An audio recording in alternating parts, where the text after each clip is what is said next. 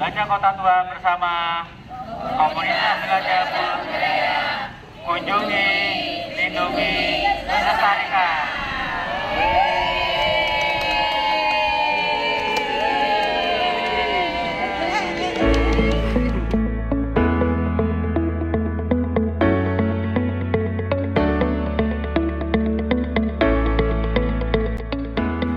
Menjelajah ke kawasan pecinan Glodok, selain melihat bangunan cagar budaya, para penjelajah budaya juga melihat objek diduga cagar budaya berupa batu penggilingan tebu.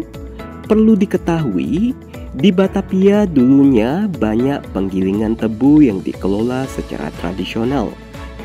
Beberapa sumber menyebutkan pada tahun 1710 di Batavia terdapat sedikitnya 130 buah penggiling tebu. Di antara perkebunan tersebut, 79 dikelola oleh orang Tionghoa yang dikenal pekerja keras dan ulet.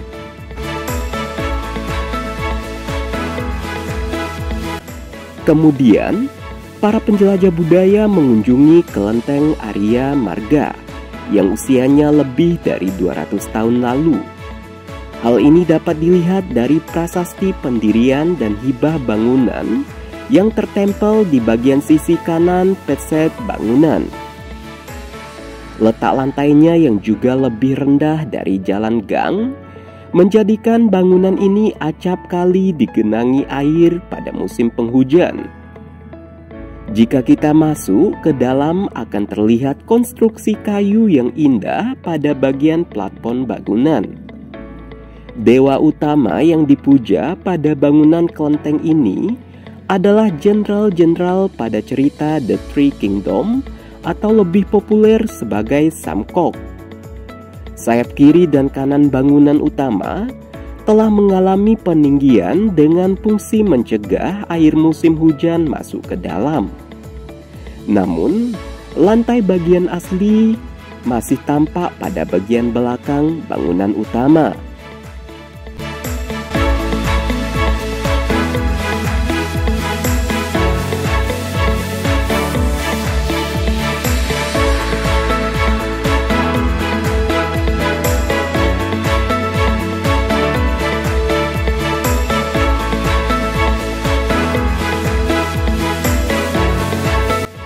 Baiklah, kita keluar menuju jalan raya.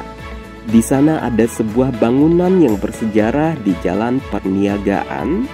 Itu adalah Gedung Tionghoa Hue Koan. Gedung tersebut kini menjadi SMU Negeri 19 atau anak-anak kota biasa menyebutnya Capgau, yang artinya 19. Cikal bakal organisasi ini berdiri tanggal 17 Maret 1900 sebagai organisasi modern di Batavia yang bernama Tionghoa Hue Koan atau Perhimpunan Tionghoa. Rumah keluarga Zhou yang terletak di Jalan Perniagaan pada tahun 2005 mendapat penghargaan dari Dinas Permusiuman dan Kebudayaan DKI Jakarta sebagai sadar pelestarian terhadap bangunan cagar budaya di Jakarta. Sampai sekarang rumah ini masih milik dari keturunan keluarga Zhou yang kaya raya.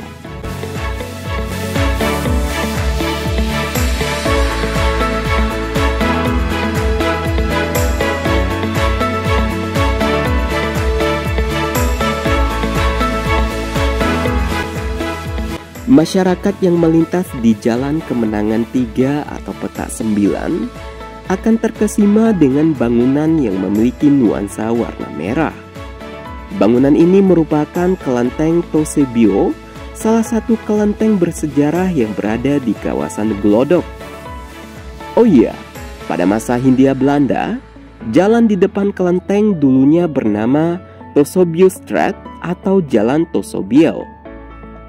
Sejak komunitas jelajah budaya mengunjungi kelenteng Tosebio pada era tahun 2005, kelenteng ini sudah mengalami banyak perubahan, terutama pada area depan bangunan utama.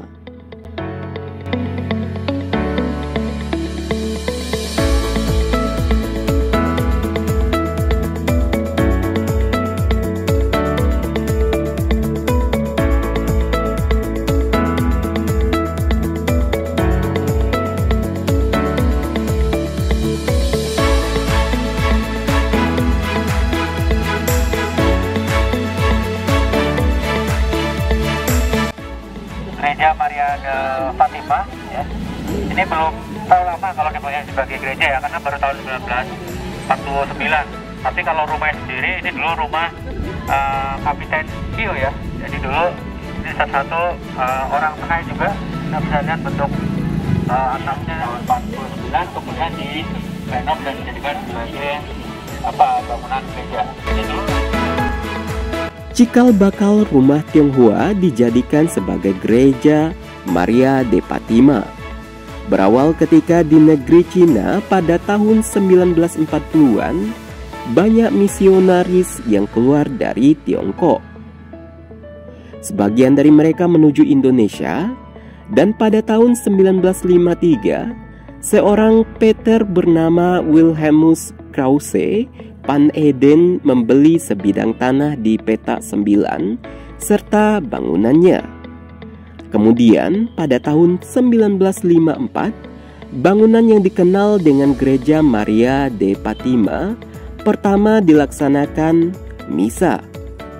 Awalnya umat yang beribadah di gereja ini hanya sebanyak 16 orang saja dan 4 orang imam.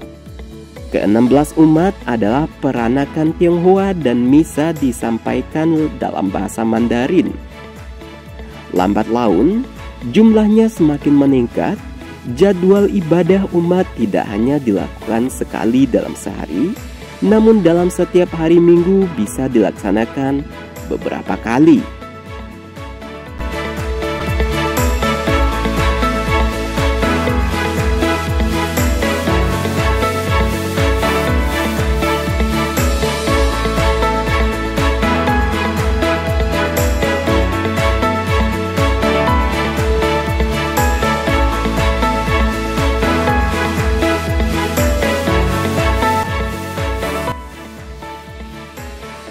Baik sahabat jelajah budaya, itulah penjelajahan para penjelajah budaya di area Glodok, Jakarta.